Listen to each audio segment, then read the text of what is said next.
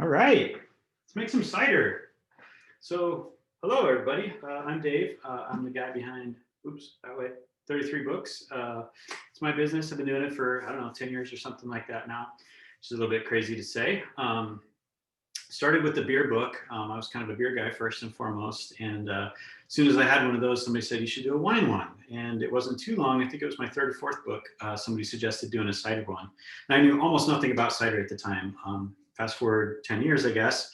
And we actually have a little orchard of our own. We make a lot of cider at our house. And I'm going to show you how to get started making cider, because I think it's a really good way to understand a little bit about tasting cider, which is good too. So before we do that, though, I think you should find yourself a glass or a mug. This is my cider mug. And pour yourself something to drink. We'll have a little toast, and then we'll get going.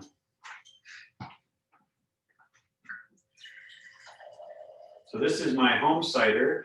We made this 2 years ago.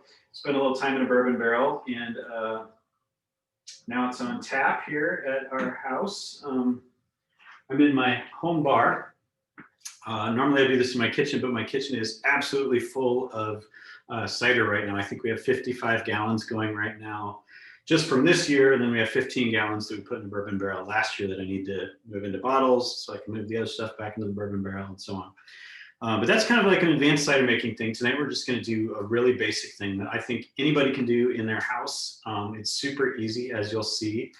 And so I think I'll start by going over some of the equipment.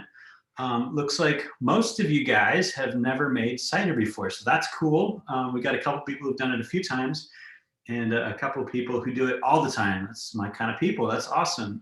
But I hope there's something in here for everybody. I'll just give you my perspective on cider. Everybody has their own kind of way of doing things. There's the results. You can see them there. Everybody kind of has their own way of doing things, but I think it's important to remember that cider is one of the simplest alcoholic beverages you can make. If you just take an apple, or in this case a pear, and you leave it in a jar in a dark, cool place, it will turn into cider. As this thing rots, it's going to become juice. All the ambient yeast and things in the air are going to take all the sugars in this and turn it into cider. I'm not sure it's a cider you'd particularly want to drink because it may go a little vinegary, but that's what fruit wants to become, is fermented juice, just because of all the yeast in the air. So it's super easy to make, unlike beer, unlike wine that require like a lot of special equipment. Cider is super easy. People have been doing it for thousands of years. So let's get started. Salud. Thanks again for joining me. So the heart of this home operation is a juicer. In America, I assume all over the world, juicing was kind of like a health craze for a while. And everybody now that has an Instant Pot probably had a juicer on their kitchen counter within the last 5 years. Now these things are starting to show up in Goodwill stores, and you can buy these things for 20 bucks used. Perfectly good for, give it a test in the store, whatever. Make sure it's clean, and otherwise this thing is a great little cider machine. So then you just got to find yourself a source for some apples. And the cool thing about making cider at home is you can make cider from things that you may not be able to buy. So when you make cider, a lot of people make cider, they go buy a jug of juice at the supermarket, and that's totally fine, but you usually don't know what's in that juice. It's generally a blend of juices from all over the orchard, kind of the stuff that wasn't pretty enough to make it to the supermarket in terms of fresh fruit. They turn that all into juice. It's been frozen, unfrozen, frozen, unfrozen. You just really don't know about the quality of it. So there's some great stuff out there for sure. You can get it fresh from an orchard, oftentimes seasonally. That's a good place to start. But my perspective is you can start at the very beginning. You can find some apples you want to use. You can find some cranberries you want to, or not cranberries, crab apples you want to use, pears. That's what I'm going to do today. And I dare you to go find Asian pear juice in a grocery store or in an orchard. It's just not something you can find. So that's what's cool about making cider at home, is you can do it with any kind of fruit that you want. Often you can also use fruit that might not be good enough for a store. So your neighbor may be growing some apples, or maybe you grow apples and they're not quite good enough to eat. They're kind of these yucky little malformed apples. That makes perfectly good cider, even if you wouldn't want to necessarily eat it.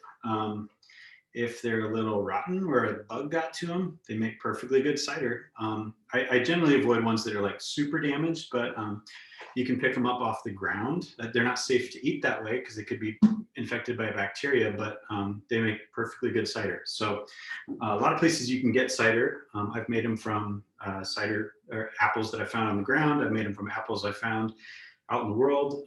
So wherever you can find them, that's a source for cider. So what you do at the very simplest is you take your apples or pears, whatever, you cut them into a manageable size, and you just feed them into this juicer. It's going to make a lot of noise. I'm not going to do this the whole time, but I'll do a little bit just to demonstrate. You just kind of fill the hopper up.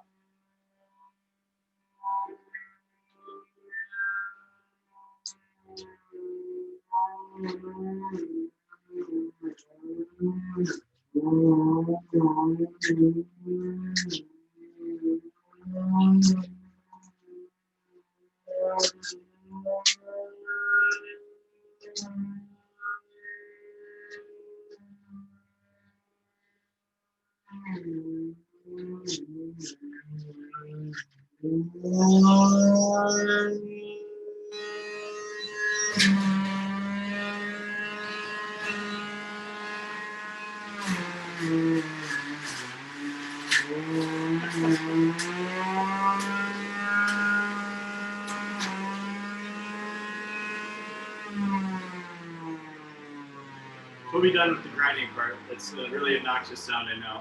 I went ahead and what I say is Rachel rated a little bit. I did a little bit of juice ahead of time so we can see this in person. But you can see that a handful of apples, pears, I keep saying apples. So technically we're making perry tonight, actually. Perry is fermented pear juice.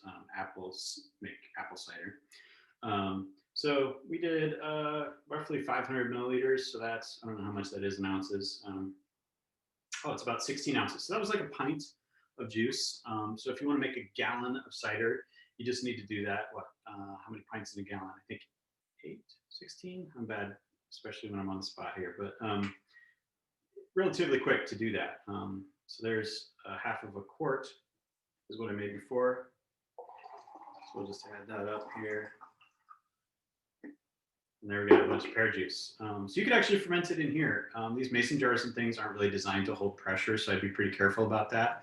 But that's a good segue to talk about fermentation. So how do we take juice and turn it into cider that we'd want to drink that contains alcohol? Super easy. The way we do that is yeast. 8 pints in a gallon. Thanks, Mary. My mother-in-law is watching tonight, so I got to be careful not to swear. So here is what a little packet of yeast looks like. If you looked at the email I sent out before, this one is called D47. Inside is, you can hear it shake a little bit, is dried yeast. It's similar biologically to bread yeast, but it's not the same. And whatever you do, don't use bread yeast to make cider or wine. It's a special kind of yeast that will turn sugars in fruit into alcohol, but won't make a lot of like those bready kind of smells and aromas that taste really good when you're making bread and putting some butter on it. What we want to use is specialized yeast. And this I got at the local homebrew store. Mine is called Steinbart's. This cost me $1, and this little packet is actually good for 5 gallons. There's instructions on the back. To rehydrate it. That's how they recommend using it. And so you mix this with a little bit of basically room temperature water. That's what these instructions are saying. I'm kind of a lazy cider maker, as you may come to see, and I don't rehydrate it. I just sprinkle it on top. So that's what we would do. Switch back to the main camera here. And again, if you've been on here a minute, you missed the intro. Making cider, we just made some juice, super easy using this juicer that you can get at a secondhand store for 20 bucks. I'm having a little bit of cider as we're talking here, you should too. There's a little Q&A thing down at the bottom, so if you have questions, feel free to pop in, or you just want to correct something I said, like how many pints are in a gallon, like my mother-in-law was kind enough to do that too. So now we've got the juice, we've got our yeast, so how do we get into cider? So the next thing we need is an actual fermenter. You could use this, as I said, cider wants to, or apple juice wants to turn into cider. So any container really will do. You could use a milk jug. What I recommend doing is getting yourself a 1 gallon glass jug. And ironically, you could go to the supermarket and buy a gallon of organic apple juice, nondescript, you wouldn't know the varieties or anything like that, for like 12 bucks, and it would come with this jug. But you can just go to the homebrew store and buy a jug like this for 5 bucks. And that's what I recommend fermenting in. Behind me here, I make cider at home a lot. I have 2 that are full already of juice. These are from crab apples, which make really good cider. So if you have access to crab apples, totally recommend that. And then there's a bigger version. People call these a carboy. This is 5 gallons of juice, and you can kind of graduate up from this to this. If you only have enough to make 1 gallon worth of cider, you should use a 1 gallon container. If you have a lot of apples, you should use a bigger container. These carboys work great. They also sell plastic buckets at the homebrew store that are cheaper than carboys and actually work really well too. So you can check that out. But just to get started, I recommend this. You can try it, see if you like it. It doesn't cost a lot of money. So with the $5 fermenter and a $1 packet of yeast, you're in at $6, assuming you got free apples. So that's not a lot of money. So how do we get the cider into this tiny little thing? Before we do that, especially if you've used this before, it's important to sanitize this. This is a clean container. You can see there's no dirt inside or anything like that. If you've had it laying around your basement for a while, absolutely wash it as if you were going to put drinking water in it and drink out of it again. Get it clean. And then you can sanitize the interior just for a little bit of insurance. And what we do for that, and that's how we're going to sanitize the rest of our tools, is we use a sanitizing solution. I use this one called iodophor.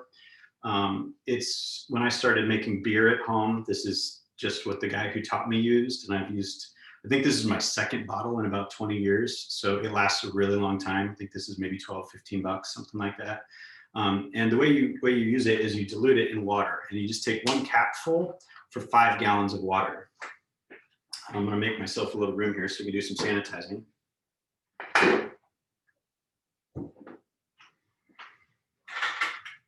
So I've got a 3 gallon bucket full of water. So I'm not going to use a whole cap. But all you do, I'm just going to kind of eyeball it. England, where cider is a big tradition, it's made in farmhouses, and the sanitary conditions in those places is less than antiseptic, I guess I'll say that. So we're already way ahead of the game by sanitizing it all. So it doesn't really matter too much to be scientific about how much we're using. So that's our sanitizer. And that I can't really show you inside. Oh yeah, here I can. Switch gears here.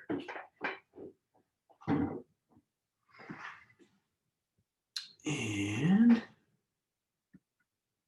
there you go. So it's kind of like a cloudy, it turns the water kind of a yellow color. And as you make cider, you can dip your hand right in here just to stir it up. So it gets your hand nice and clean too. It turns all of your equipment kind of this yellow color. It's iodine basically. So that's our sanitizer. And this just, I can tell from experience based on color that this is a little bit on the strong side, but that's okay. It's just gonna make it a little more clean. Oops, I'm sorry, I stopped the video here.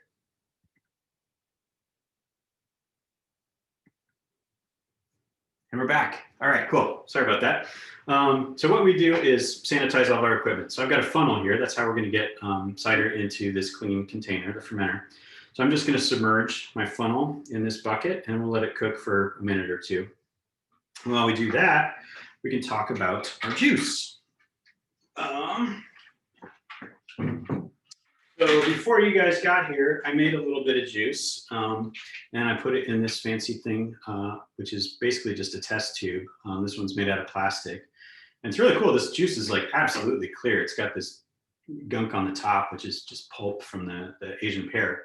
But what we can do now is, if we want to figure out the alcohol content of the cider that we're going to make, which I recommend doing. Why wouldn't you? Generally, cider is going to fall somewhere between 6 and maybe 8 or 9% alcohol. So if you're comfortable knowing that, you can save yourself a little bit of equipment and not buy this test tube thingy and special tool called a hydrometer. And what this does is it measures the amount of sugar that's in this juice. Sugar and water are essentially what juice is. And it compares the amount, the density of this liquid to water. So water on this scale would measure, probably a little hard to see. Let's use this thing since I set it up.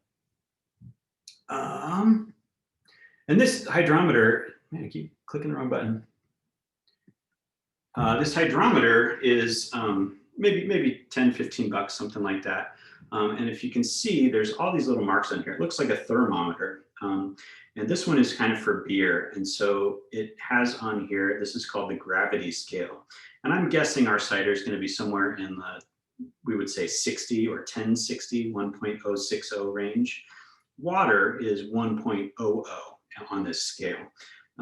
So if we take and we start, our starting gravity is 1060, and we end up at 1.00, that is all the yeast that we put in here, turn that sugar into alcohol, we'll eventually have a liquid that is about the same density as water.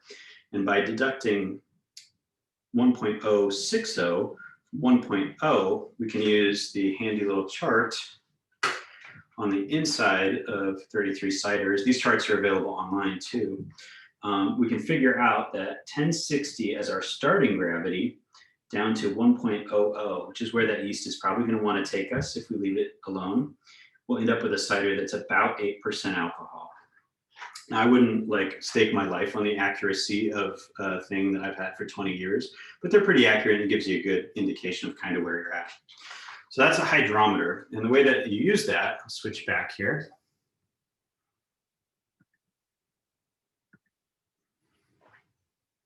Is you submerge it in this liquid.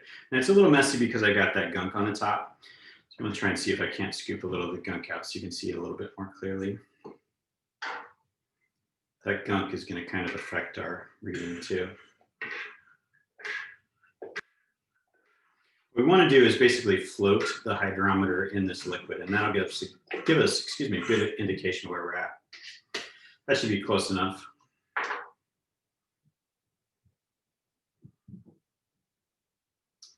Yeah, it's a little hard to read. Just again, if I had a little more time and patience, I would let this settle a bit before I measured it. But yeah, it's right about where I guessed, which is 1060. And you can see the surface of the liquid is right up here. So again, I'm using Asian pears here. These are very dense. They're heavy and quite sweet. So that sort of jibes. If we were using something like a Granny Smith or Red Delicious, something like that, I'd expect something to be closer to about a 6% alcohol.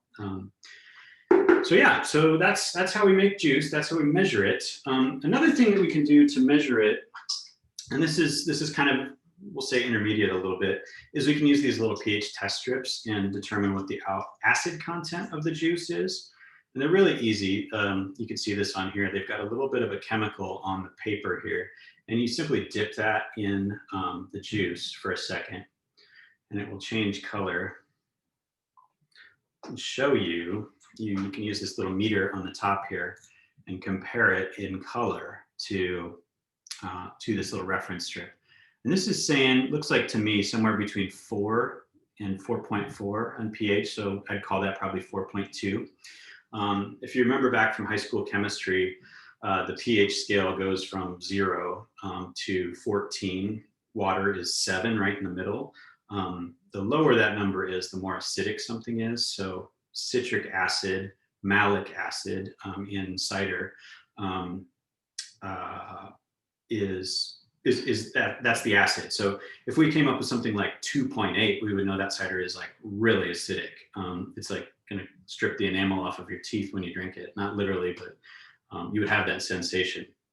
So measuring it, obviously you can taste this cider or taste this juice and kind of evaluate it and what you might want to change about it. But if you want to get a little bit more methodical about it, you can take a pH reading on it. That's just optional. Absolutely don't need to do that to start with. I didn't do it for years. That's kind of a fun little thing. So our funnel has been sanitizing, and we can take it out Well, actually, if I can do this without spilling, put that up there. And we have two more things that we need to sanitize before we pour the juice in here and put the yeast in there. And that is this thing here, called an airlock. It's a buck at a homebrew store. Everything's a buck. And then we need a little rubber stopper, and those are sized to match this glass container. These are one size fits all, but your stopper matches the diameter of the opening in the jug here.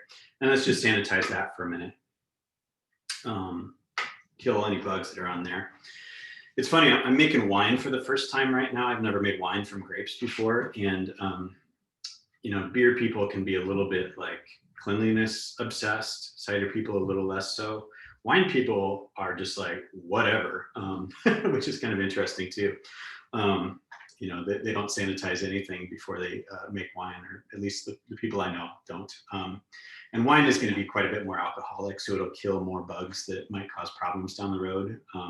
Same thing with cider. Cider is generally a little bit more alcoholic than most beers, and the acid helps keep it clean too. But it's just good practice to sanitize stuff. Then you know if you're having an infection, it didn't come from your equipment, it maybe came from something else. Just helps you maybe sleep a little better.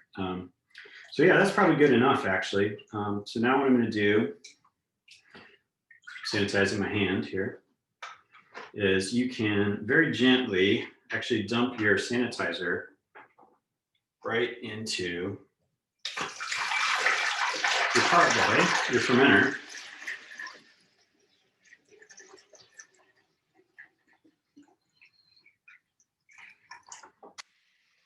And that's why I have a little rubber mat on here, is because I knew I was going to spill something. These little rubber mats are great. I'm not a big fan of Amazon. That's a whole other topic. But if you make drinks, cocktails at home, or make cider in your kitchen, they have these little bar mats that you would use behind the bar if you were a bartender. And they're great for catching spills. If you spill bourbon when you're making an old fashioned or what have you, or when you spill sanitizer and you're making cider. So we're done with the funnel here for now. I'll set that down. And we're just going to let that cook a minute. So anyway, if you have any questions, we're going to let that sit a moment.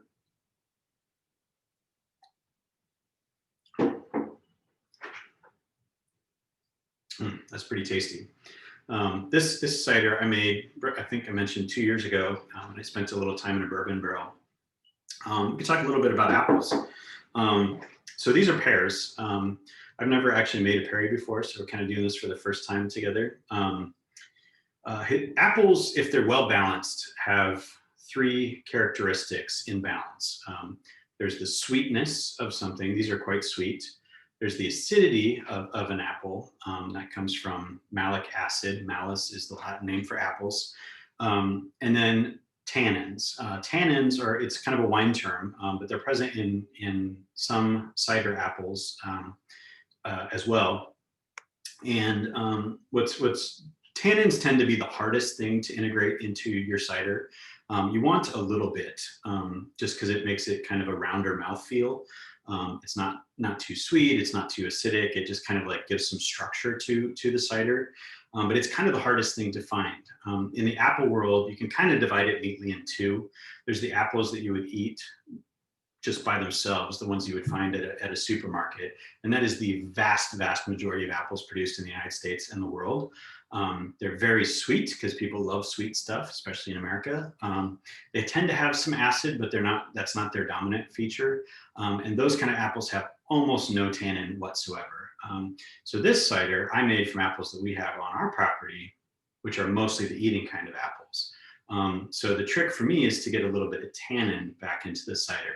And you can do that with by adding other kinds of apples. If you are lucky enough to know somebody who has an orchard full of cider apples, you can get some of those and blend them in with your apples. That works well. I've done that before.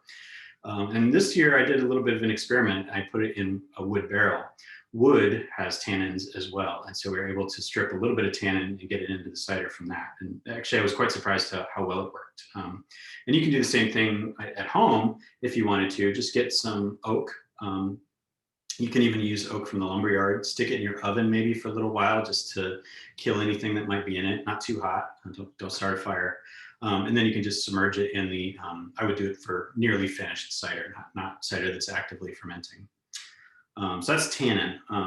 It's delicious. Cool. So somebody asked how many apples do I need to make 1 gallon of cider? It depends is the long answer, but the short answer, if you want to make 1 gallon of cider, you need about 5 gallons of apples. So the Oli Home Depot bucket, fill that up, that's 1 gallon of cider typically. And again, you can source those apples from almost anywhere. That's a lot of apples if you buy them at the store for $1 a pound. But if you walk down the street to your neighbor's place and pick up all the apples on the ground that aren't too cruddy, that's a free gallon of cider right there. So I encourage you to be a little bit resourceful about where you get apples, because you're helping with waste too. You're recycling, so to speak. So I'm going to dump this out now into that 5 gallon bucket I just referenced. You can pour this right down the sink. It's not going to hurt anything. I'm on a septic system actually where I live. And it's not going to do anything. If you were doing this in a commercial way and you were pouring sanitizer down the drain in your septic system over and over, that's not a good thing, but a gallon or two here and there is not going to hurt anything. Cool. So you don't even need to rinse that. You can just use it just like that. And then all I got to do is pour the juice inside. So you can go ahead, if you'd sanitize this, you can go ahead and use that as well. And I got my Rachel Ray cider over here that I pressed. I use cider and juice interchangeably. That's kind of an American thing. In America, we say cider even if it's not fermented, but the rest of the world, you wouldn't call something cider unless it's fermented. You would call it juice, and juice is for kids, cider is for adults. So anyway, what you want to do, I'm not going to do that now because I don't want to run the juicer because it's loud, is you want to fill that up, and you want to fill it not all the way to the tippy top, but up to where it starts to taper is a good spot to stop. And you want it that full, because up in here, this is what I would call the head space, is going to fill with foam in the early stages of fermentation and get kind of bubbly and up in here. So you want a little room for that so it doesn't like cascade over the sides and make a big mess on your kitchen counter. It's not a big deal to clean it up. It's just like you need hot water and wash it up. But you don't want too much, because too much could leave room for oxygen. And oxygen is what a bacteria called acetobacter uses to turn delicious apple cider full of alcohol. It turns that alcohol that we're going to work so hard to get into vinegar and acetic acid. We don't want that. So keep it pretty full. If you absolutely run out of apples and you're down here and you started with a pretty sweet juice, you could use water to fill this up and make it up. That's something people do in wine all the time. Similarly, if you wanted to add sugar to boost your alcohol content, you absolutely could do that. You can use any kind of sugar you can think of for the most part. Cane sugar, like table sugar, you can use brown sugar, you could use maple syrup, you could use agave syrup, all those things are fine.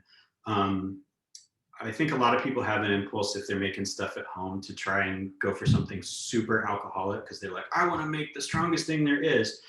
In my experience, that results in stuff that's not super drinkable. I prefer something that's kind of middle of the road, like in that 6 to 8% alcohol range, and you can always make more. You've seen how easy it is while we're doing this here. So I would, for your first one, I would just do juice, fill it up to the top. If you need more apples, go get some more apples. It's going to be fine. So once you've got it filled up to here, we've got our sanitized airlock here. And what you need to do is fill up the airlock so that there's a little bit of water left in it, and you can see it kind of finding its level in here. What's going to happen is the yeast that we're going to pitch in a minute, the yeast is going to rehydrate in here, the dried yeast. It's going to go down in here, and the yeast want sugar. That's what's in here. And they take that sugar and they turn sugar and alcohol and oxygen that's up in this container, and they convert that into alcohol and carbon dioxide. So that carbon dioxide, it's not toxic. I mean, if you inhaled canisters full, like compressed gas canisters full of it, that would not be good for you. But the amount that is happening in a home fermentation sense, even in a professional fermentation sense, is nothing to be worried about. So don't worry about CO2. It's not toxic. Carbon monoxide is very toxic. That's something to be worried about, but cider will not produce that. Anyhow, so the yeast that we're going to put in here is going to consume all that sugar and turn it into alcohol, and it's going to turn that oxygen into carbon dioxide. That carbon dioxide is going to go out this little chamber here, and it'll bubble, bubble, bubble, bubble. And you can tell by the bubbling activity how far your cider is progressing in terms of its completion. At the beginning, it's going to be like bubble, bubble, bubble, bubble, bubble, bubble, bubble, bubble, bubble, bubble, bubble, all the time. And when it's done, it's going to be bloop. And then fast forward a minute, bloop. About once a minute is when it's pretty much almost done. There may be a little bit left of sugar in here, but it's mostly going to be turned into alcohol. And that's what we want. You can measure that again with a hydrometer. You could stick a clean, sanitized hydrometer in here. If you think it's getting close to being done, and it registers 1.00 or even a little bit less than that, that means it's totally done. It means the yeast have consumed all the sugar that's in there. So all you do is you fit your little airlock into your bung, and you put it in the bung hole, and there you go. So what you would do, if I was ready to pitch yeast, I'm not done filling this, so I'm not going to do that right now. You simply tear this container on, and you can approximate. There's enough in one of these little packets for 5 gallons. We've only got 1 gallon of juice here, so just pour a little bit. If you underpitch, as we would say professionally, if you pitch less than the recommended amount, all that means is that the bugs that were already on the surface of these apples, because there's yeast everywhere in the world, are going to have a little more time to get going. But if we just put the whole thing in there, that's going to be like a yeast party, and all the yeast is going to go crazy all at once, and it's going to like spurt stuff on here. So it's, in my opinion, it's better to underpitch a little bit than it is to overpitch. So don't put the whole packet in there, is the long and short of it. So you got one more question here. Are you making hard cider or the regular type of cider from grocery store? This is hard cider. How do I adjust recipe to make it less alcoholic like regular cider? So that's a great question from A. Myers. Thank you. So if I did not want to ferment this cider, or if I wanted to ferment it a little bit, those are two kind of different questions. As I said, there's yeast already on any apples that you're going to buy, even the ones at the grocery store that have been washed and UV radiated and so on. There's yeast everywhere. So the yeast are going to get to your juice unless you do something to actively stop it. So one thing you could do is you could heat this juice up. Again, you want it in a pretty sterile, clean container. You'll heat this up, and what you're really doing is pasteurizing it. And if you want to pasteurize it for long-term storage, I recommend Googling canning cider, and it's the USDA has all kinds of resources for canning and preserving things at home, like tomato sauce and jellies and jams and so on. And it's really easy to do. We do it here at our house. And that pasteurization process will kill any yeast that are already in here. It gives it like a little bit of a cooked flavor, but it'll be way better than anything you're going to buy at the store, because number one, you know where the apples came from, so you know what the variety is, you know how sweet it is, and so you're miles ahead by that. Now a lot of times people want, particularly people who like mass market ciders like Angry Orchard or something like that. Those ciders have a little bit of residual sweetness to them. And that's actually really tricky to achieve. They're able to do it because they use chemicals and things like that to sterilize the cider, and have fancy filters that will, sterile filter is what it's called. So it gets they filter it so fine, or they pasteurize it, the fineness can actually remove any yeast cells from the juice. It also kind of can strip some flavor, and it won't be like an alive beverage, which I find is, it's kind of like new agey, but I just think it's better to have stuff that's a little bit closer to its original form. That's just a personal preference. Anyway, if you want to do that at home, you still will need to stop that fermentation somehow. So you could ferment it to, let's say 10 on this scale. You have to watch it carefully, because it's going to want to go down to 1.000. You're going to actively have to stop it to get it to stop. There are very fancy ways of doing that, as I mentioned, using lots of equipment. There's kind of like black magic ways of doing that. The French have a method called, of course I'm going to forget it now. It'll come back to me in a minute. The chapeau brun, and there's all these kind of crazy processes that they do to stop fermentation and leave some sweetness in there. But the easiest thing to do is either to chemically stop fermentation. So you would add some sulfites, which are not harmful. They're in lots of different things. Mangoes, all kinds of different stuff have sulfites in them. That would kill any yeast that are in here. You could also heat it when it gets to the appropriate temperature. But when you do that to alcoholic cider, that's actually how you make brandy. Is alcohol will evaporate at a lower temperature than water vapor, and so the first stuff that's going to be coming off as you heat it up is actually going to be the alcohol. I've never done that before. I've never done distillation. It's actually illegal to do it at home in America and most countries. But that's another way you could do it. If there's a way that you could do it safely, you could gently heat it up to a point where it would kill the yeast, but not create pressure. You don't want to stopper this up and then heat it, because then it'll explode. I honestly don't know that much about that process. You should Google it, and I can recommend some books here at the end that may provide some more detail on how you might want to do that. Charles is right. Yes, CO2 is toxic, but not at the quantities you're going to produce. My studio used to be in a cidery, and we actually had a CO2 meter.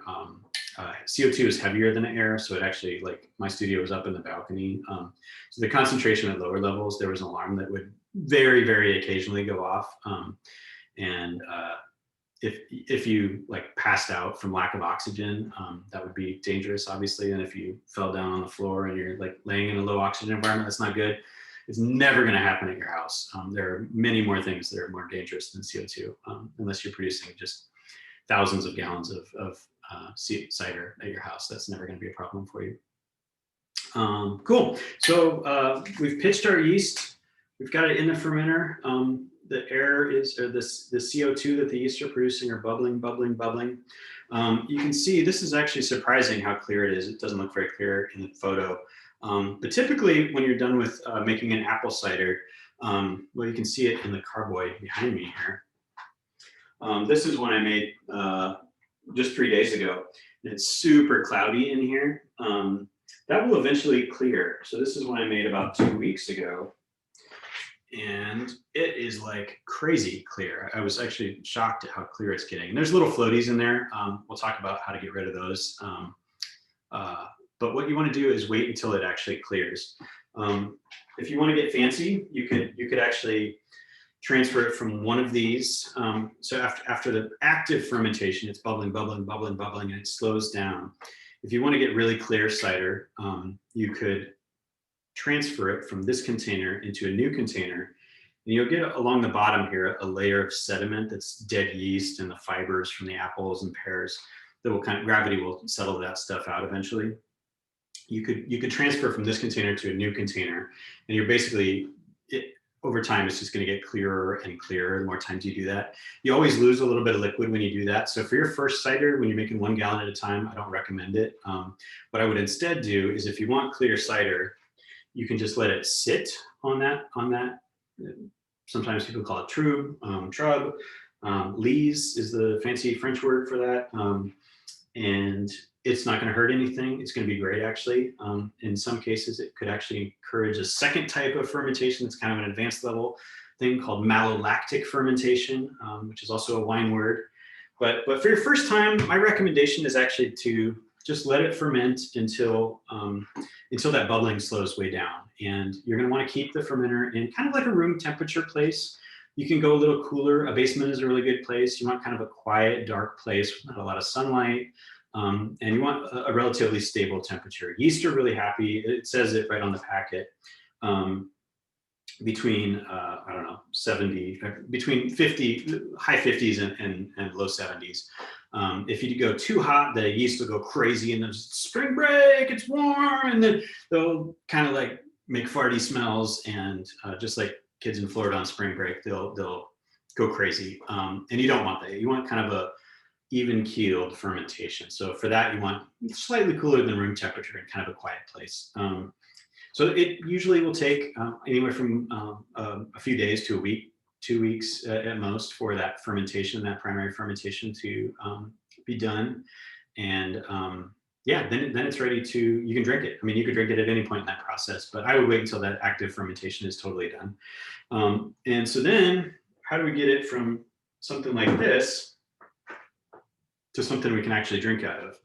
I'm drinking off of a keg. That's, again, kind of an advanced thing.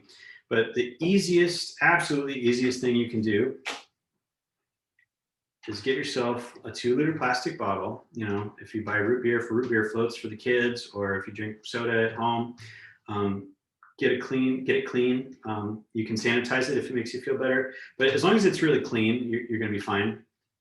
And you can transfer by taking your friendly funnel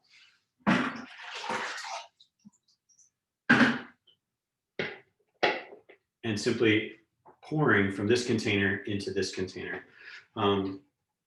People that work at homebrew stores are going to be horrified by that advice, but it is the simplest way to do it, and it's going to be just fine for your first attempts. As you get a little bit more advanced, I would recommend actually using tubing to siphon it from one container to another. And what you're trying to avoid in that process is oxygenating it. Again, oxygen plus alcohol plus contamination can turn into vinegar. But if you're making 2-liter bottles of this and sticking it in the fridge, it's not going to turn into vinegar. You're going to be done drinking it well before that ever becomes a consideration. And again, we're just trying to make some cider at home, like just to try it. As you move down the line and you want to get a little bit more advanced, you can invest in a little bit more equipment. It's not very expensive. It adds a little bit of process, a little bit of cleaning. You can get into fancier bottles and things like that. But for your first time, just gently pour it into the container. Try and leave some of that spent yeast in the bottom. It's not going to hurt anything. In fact, some people say it helps you avoid hangovers. Having some of that dead yeast has B vitamins in it. But this cider is perfectly safe to drink. It will just look better if you're careful not to get some of that gunk in there. And you could even run it through a sieve if it was something really concerning to you. But again, keep it really simple this first time. You're just looking for that quick win. And you're gonna be amazed. It tastes great. You can make amazing cider doing it just this way. I hope there's no homebrew stores listening, but I think a lot of the stuff that they tell you to do is driven by the desire to sell you more little packets of stuff for, to make a living selling homebrew supplies at $1 a packet. You got to sell a lot of packets, and so they encourage you to use more chemicals and things like that. And it's not wrong to do it that way, but people have been making alcohol at home safely for thousands of years using way less sterile conditions than what we're used to in the modern world. So keep it simple. Just start that way. Looks like we got another question. How tight does the bung need to be in the jug? You just want to push it in there so it's airtight here. You don't need to jam it in there, and certainly don't press it so hard that you're going to break the lid of the container or something like that. It just needs to have a good tight seal here. What you want is the air not to come out from around the lip of the fermenter, but you want it to come out through this little tubing here. So you just want a good tight seal, and it's easy to do. These are made out of some kind of like pretty soft rubber. And I've had the same ones for years and years, and no problem at all. They have silicone ones too, if that's something that's interesting to you. But I buy the cheap rubber ones, and they work great. So yeah, as you get more advanced, what other steps or considerations can you take to affect the flavor of the final product? That's a great question. So I mentioned a little bit earlier, tannin is kind of hard to come by as a flavor. Again, that flavor triangle of cider, you want tannin, you want acid, and you want sugar. Sugar is almost never a problem. Some apple varieties are way more sugar, so if you want something higher alcohol, look for those varieties. Crab apples are a great source of that if you have a crab apple nearby. To my knowledge, none of them are poisonous, but you should consult a botany book before you totally go all in. But crab apples are great for sugar, and often for acid, and often for tannin. I have a little jug. Oops, that's my fermenter or my sanitizer. bucket that I picked earlier. So the first place I would explore, long story short, is different apples. Different apples will give you totally different flavors. It's just like wine grapes. You know, a Pinot grape tastes a lot different than a Chardonnay grape, tastes a lot different than a Syrah grape. And some of that is done by the winemaker, but mostly it has to do with the grapes themselves and even their growing conditions. There is a little bit of a terroir story in apples too. But these are crab apples. They're awesome. This particular variety is one we have at our house. It's called Beauty Crab. And just cut it open. So they're white flesh inside. We have some other ones called Dolgo crabs, and that's what made this awesome pink colored cider. The flesh is red, the skin is red. It's like this weird Siberian variety. I feel really lucky that we have it because it also is really tannic and really sweet and really acidic. So it's kind of like triple whammy. But there's all kind of apples, even at the grocery store. I mean, every grocery store in America has 10 varieties of apples these days. So just try different apples. That would be the first place I would explore. Because you'll be surprised what you can get out of them. Another variable you can tinker with, and I may do another class on this at some point, is yeast. Yeast actually affect the flavor of the product quite a bit. I typically use wine yeast, and I typically use exactly this variety, this D47, which is a white wine yeast. Another one I use a lot is EC1118. I think I mentioned both of those in the email, and I'll send another one out after we're done here. But they're very neutral in terms of their influence on flavor. But one of my friends, Nat, of Reverend Nat Cider, if you've heard of that, uses almost exclusively beer yeast to ferment cider. And beer yeasts are crazy. They do all kinds of different, throw off all different kinds of flavors, everything from like horse blanket, which sounds disgusting, but is actually quite delicious and a major factor in some Belgian styles of beer. Technically a bacteria, I know. But you can get all kinds of fruity aromas from yeast. So there's a lot just to explore in those two main ingredients. And then you can start getting into infusions. So I talked about infusing with wood. That's something you can do. There's a million spices. I think somebody referenced they were drinking a hyacinth cider tonight. I would add spices and things. You can do it two different ways. The first way is you can make like a tea. So heat up just some simple water, or I suppose you could use a little bit of juice too on the stove with some steeping herbs and things like that in it, and then add that to the cider. I would add it after primary fermentation, after that really active phase of fermentation. When these are like bubbling away, it's like amazing to watch, and your house will smell kind of farty for a little while, but it's not a problem. But it's throwing off a lot of gas. And my personal belief is when it does that, it's actually throwing off a lot of aroma too. Some you don't want, like that kind of farty smell, that sulfur coming out. That's a whole other topic I won't get into. It's like way advanced fermentation. But I would add any like delicate floral aroma ingredients later in the process. So another thing kind of in that same vein, that's like the hot tea approach. Make yourself a tea and add it to the cider just before it's ready to go into its second fermentation. Another thing you can do is you can ferment on other fruits. So this particular batch of cider right here is kind of a mix of our orchard. It's just kind of like odds and ends I picked up. And my intent with that is actually to, after it's done primary fermentation, which it's almost done with, is actually to rack it, transfer it to another carboy, which I'm going to fill up with sour cherries. So my hope with that one is that it gets a little bit of like the color from these sour cherries, which are bright red. And then even the pits of cherries have some flavor, almond flavors and things like that. And yeah, I've never made that kind before, but I've done other fruit things. And again, you really want to do that like after that primary fermentation. When you add fruit to the mix, it's going to be adding more sugar, but if you want that flavor to persist, in my opinion, you want to add it as late as possible in the process so it doesn't get all blown off. So yeah, that's how I would do that. But you can do so many different things. I mean, there's a million different kinds of ciders out in the world. And then now is a great time to be a cider drinker because it's just exploding in terms of what's available. It used to be that, you know, I have over here an old tap handle, woodchuck tap handle. And that, when I was in college, that was like pretty much the only cider that you could get in America, at least in the part of America that I grew up in. And now, you know, the supermarket, there's like at least 1 or 2 cases in the beer aisle devoted to cider. And it's just really cool to see. So yeah. But if you want, I am here, I'm going to pop up another poll. It's a good segue to, I was thinking about doing another one of these. And let's see what you think. Oh, you asked about carbonation. That's a great question. But while I talk about that, I'm going to let you fill out this other poll here.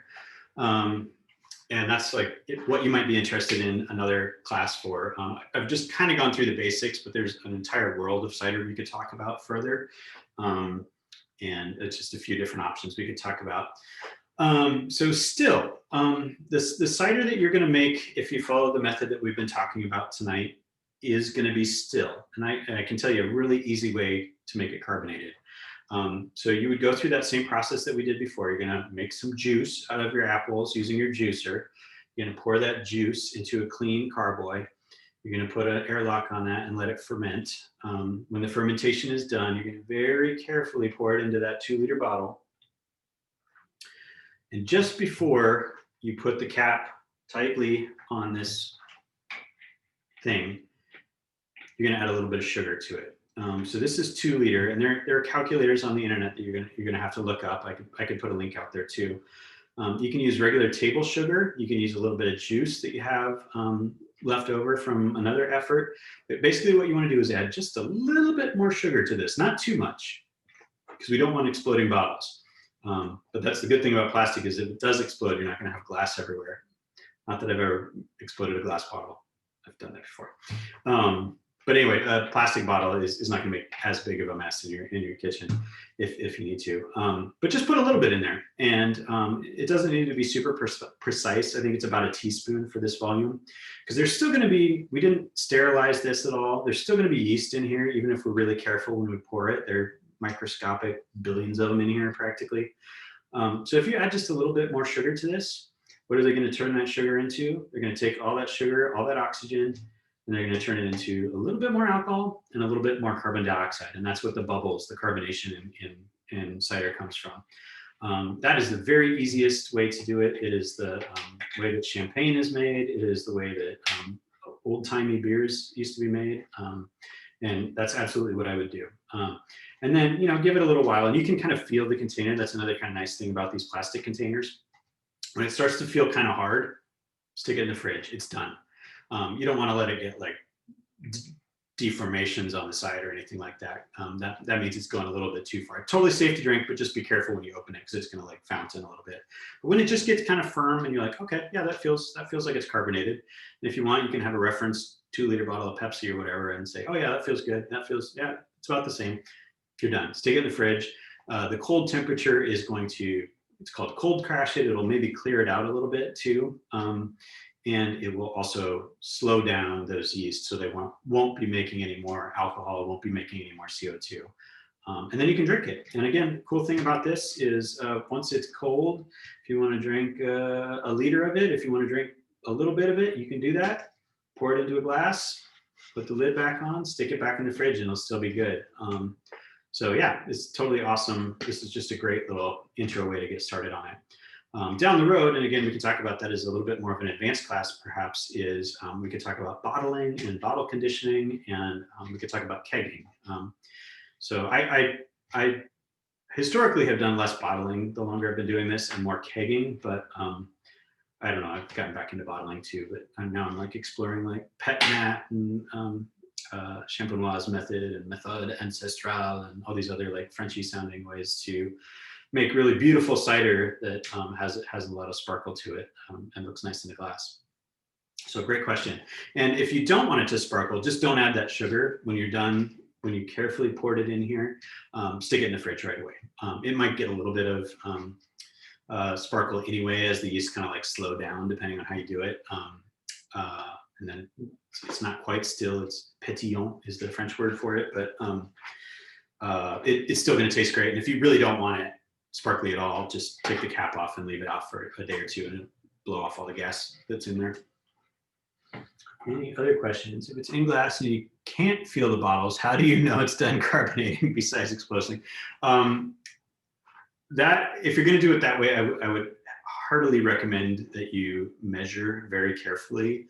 That could be like a lesson all to itself, but the long and short of it is, what you would do is you would transfer from a fermenter like this into a bucket, probably a bottling bucket. And that's just a fancy word for like a 5-gallon bucket that has a spigot on it. And you would take that volume, so it's 5 gallons, and then you look up on the internet, okay, I want it to be this carbonated. And if you didn't know this, bottles are actually rated for different levels of carbonation. Champagne bottles, the ones with the like little punt on the bottom of them, the indented cone, those are rated for much higher levels of carbonation than like beer bottles are. Carbonation is measured in atmospheres. Beer is usually 2 atmospheres. A very sparkling wine is about 6 atmospheres. Anyway, you don't want to put too much carbonation in the wrong type of bottle is what I'm getting at.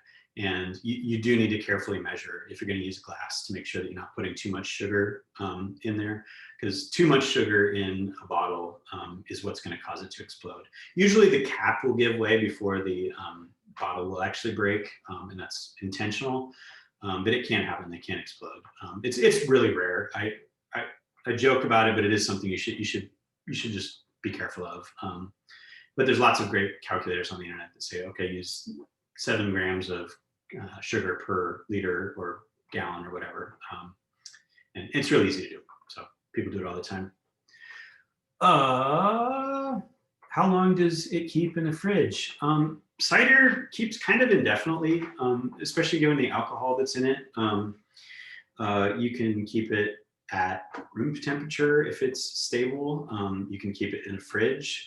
If we're doing this method, I would recommend keeping it in the fridge, just because we haven't paid attention to all the residual sugar that could cause exploding and things like that. But cider is pretty magic.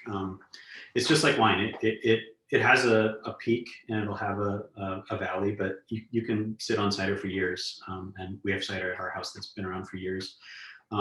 As long as it's in a carboy, it's pretty safe, and it doesn't have a lot of airspace in it. Like it's pretty stable. And similarly, if it's in a bottle, as long as that bottle doesn't have a lot of airspace in it, because that oxygen exposure is what we're really trying to avoid, and contamination. Because if a fruit fly can get it in there and there's air, and the fruit fly has little bacteria of acetobacter, and going to turn our wine into acetic acid, vinegar, that's where we have problems. But if it's closed, if you've got only one way for the air to get out through an airlock, or if you've got a cap protecting it and no more oxygen in there, it'll stay for a long time. It may not be like as vibrant as time goes on, but it totally safe, totally drinkable. Yeah, so if there are no more questions, looks like I'm just going to read the poll results here. It looks like people would be interested in making infused ciders, farmhouse ciders. That's kind of what I do at home. Oops, you're not seeing that. Let me share that with you. Tasting cider, that would be awesome in a cider and cheese event. Yeah, I think all those things would be really fun. And I'll probably get to all of them. And I'm lucky that I have friends who can help with all these things. My friend Nat, that owns Reverend Nat Cider, and I were talking about kind of an advanced cider making class that we might do. Pretty nerdy, but it'll be fun. So anyway, now you're on the list. I appreciate you guys joining me. I did want to share with you some other resources. I am just a passionate amateur, but there's a whole world of experts out there. And I have benefited from their knowledge. This is a great book. This is the first one I owned and kind of got me started. It's a little bit old fashioned, I would say, but it's also very approachable. This is written by Annie Proulx, who I think is the woman who wrote The Shipping News, that novel / movie. Anyway, apparently she has an orchard too and isn't really into making cider. So this is a great place to start. It's kind of interesting. It's well written, as you might imagine. And it talks a little bit about like equipment that you might need. And she's very sensible in kind of a New England way about like not going head over heels on stainless everything and spending a lot of money. There's a lot of like DIY type stuff in here, which is really cool. Great book, totally recommend it. If you're really into infused ciders, this is a really cool book. It looks great on a coffee table, called Modern Cider, and it's got all kinds of just beautiful photos. So that's why I say you put it on a coffee table. But she talks about all kinds of different infusions. This is a cherry pomegranate cider, just great imagery. She's got recipes and instructions on how to do that. Her perspective may be different than mine, but that's like how it makes the world interesting, right? Is different opinions. Nicely expressed with grace. Anyway, this is a great book. You should check it out.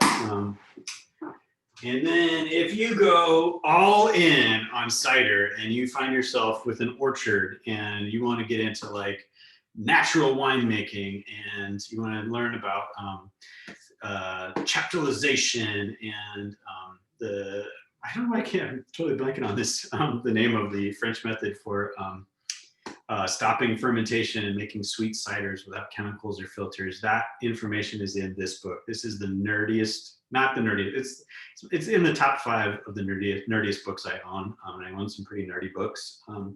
But this guy, Claude Jolicoeur, he lives in Canada and is an orchardist himself. He has instructions in here for making presses out of like car parts and stuff like that. So it's like a little bit of MacGyver, but it's also like a lot of science, and there's tables and making your own like titration kits and stuff like that. But if you have a technical question you want answered about cider, it is absolutely in this book. The answer is in this book. It's a great book. Totally recommend it. Very nerdy. Another question, where do you get small bourbon barrels? Yeah, that's a great question. So I go to like a lot of cider things and wine things and beer things and stuff like that. And there are barrel brokers that all they do is they buy barrels from other industries. So just a little bit of an aside, bourbon barrels are really interesting. They are, by law, they can only be used one time to make bourbon. Bourbon, by definition, is made in a brand new charred oak barrel. And so those barrels get used once in America. Bourbon can only be made in America. And then they get shipped all over the world, and they get used for all different kinds of things, including Scotch whiskey is mostly aged in American standard barrels, ASBs, it has its own acronym. People age Japanese whiskey in it, they age all kinds of stuff. Tequila gets aged in anyway. So they're around, there are quite a few of them. The smaller ones are a little bit hard to find, but a homebrew store would be able to source one for you. They're not cheap. I think I paid like $150 for a 15-gallon one. You know, they're just expensive to make, especially like, and you want a well-made one. You don't mess around with like one that's been sitting in your friend's yard, because it's just going to leak and it's not good. What you could do if you don't want to spend $150 is you can, as I said, go to a lumber yard and buy some white oak is what you need. Like a nice lumber store, get some white oak, just some scraps that would fit in the mouth of a carboy. A homebrew store also sell like oak powder and stuff. I'm always a little skeptical of the like little envelopes of stuff at homebrew stores. I prefer to kind of source stuff myself, but there's cubes you can buy that will give you that flavor. And if you want a bourbon flavor in particular, you can take those same cubes and soak them in bourbon. So find yourself like a decent bourbon that you'd want to drink, but something that doesn't cost an arm and a leg, like Old Granddad or Jim Beam or something like that. And you can actually soak those oak cubes, just put them in a mason jar or something like that, and let them sit for as long as you can be patient for. And you can use them multiple times too. Just re-soak them again. The alcohol in the bourbon will kill anything that's on them. So that's a good way to do it too if you're not wanting to sink a whole bunch of money. It's also hard to fill an oak barrel, because a 15-gallon one, that's 15 gallons of cider. That's 3 of these carboys. It's 15 times what we made in one of these little guys. So you really have to like have a lot of cider to make that practical. And you also have to have enough cider in it to keep it topped up, because it will evaporate out of those barrels. And you don't want headspace in your fermenter, even a wood barrel, because that's where vinegar comes from. So keep oxygen out. Yeah, so those are my tips. I didn't really give you a plug for my book. I guess I meant to do that. This is my little cider making journal. I've been using it since 2018. And it's getting pretty full. We make a lot of cider here. But cider, unlike beer ferments and is ready to drink in a couple weeks. Cider, as somebody asked, like how long does it keep? It keeps for often years. So this particular one is only 3 days old, but I have some in carboys in the other room here that have been for at least a year. And it's really hard a year later to remember what exactly the pH of something was and what its starting gravity was if you're trying to figure out what its alcohol content was, or even like what apples did I use to make that cider. So I'm a note taker by profession, basically, but I do recommend you keep a notebook. I'd, of course, appreciate it if it was mine, but if you want to figure out your own system, that's great too. But do take notes so you remember, okay, this batch, I made it on this day, I used these apples, it was this sweet. You'll just be thankful later down the road if you want to improve things or make changes, or even just tell your friends what they're drinking when you pour something out for them. Can you use glass beads to raise the liquid level? Yeah, I don't see why you wouldn't. You would want to sanitize them. So I would just soak them in a sanitizer bath and make sure they're clean. Like I wouldn't take them from your aquarium and put them in a carboy that you wanted to drink out of. But you could do that if you're looking for kind of a marine smell or taste. But yeah, that would work just fine.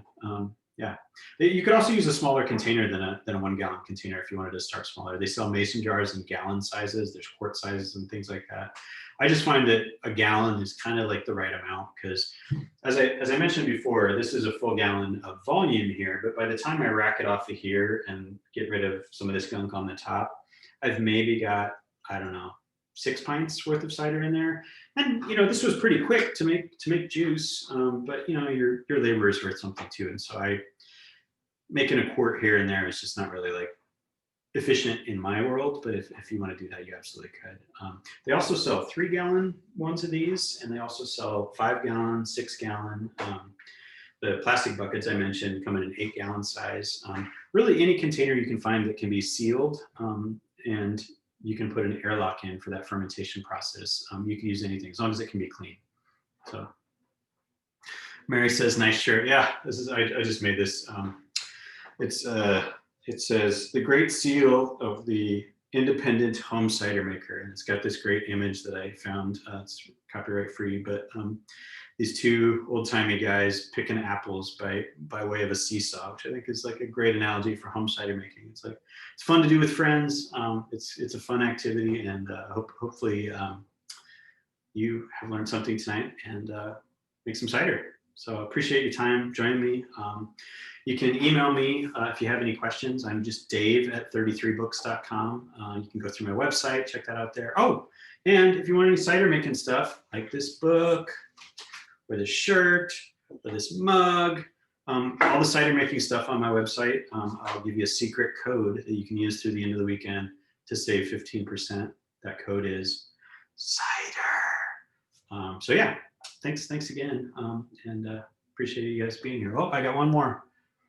I live in an apartment in an urban area. Where do you recommend finding apples? Well, I imagine there's a farmer's market. And if you go to that farmer's market, you could go to the man who's selling fruit or the woman who's selling fruit and say, you have these lovely apples here. Do you have any apples that weren't good enough to bring here? What would you make me a deal on, I don't know, a 5 gallon bucket worth of those? That would be an enterprising way to do it. I often find just out in the world, apples are really like, they're not invasive, but they're very like advantageous. They take advantage of adverse conditions. So by the side of the road, often, you're eating an apple while you're driving down the street. Some people throw them out the window. Those apple cores become apple trees on a surprisingly regular basis. And so there's a lot of like public areas that have apple trees, and people are almost always glad to have you pick them up. As I said with cider, you don't really have to be too choosy about the apples. They don't have to be like beauty queens. They can look like that. They can be dented, a little bruised. That's okay. It'll make great cider. So I just be bold in your choices on where you find it, and enterprising. I think you'll have no trouble sourcing apples. This is like peak apple time right now too. In February, that's a little bit of more of a challenge, but again, like a fruit market in New York City, I'm sure they have apples that got a little bit dinged up. give me those. I'll make cider out of them. It's killing two birds with one stone. Thanks, Patty. That was really nice. Oh, thanks about the home bar. So during COVID times, we're all looking for projects, and I have finished almost all of my projects around the house, and I need to start some new ones. But this was the very bottom of my list. But we've had all this time at home, and yeah, it's like perfect. It's not $70,000 worth of haircuts, but this is related to my business. So I'm not deducting any of it, but it's nice to have a place like this. You can't really go to a bar right now. It's nice to have a place like this, and I like whiskey a lot too, as you can probably tell. So yeah, we'll have to do a whiskey tasting sometime. But thanks a lot for tuning in. Oh yeah, Robert, try Imperfect Foods. Deliver bad fruit for 30% less than grocery. There you go. That would be a great one. It's cool. As I said, any questions, dave@33books.com. Discount code is Cider. That's good through the end of the weekend. And yeah, we'll see you next time. Appreciate it.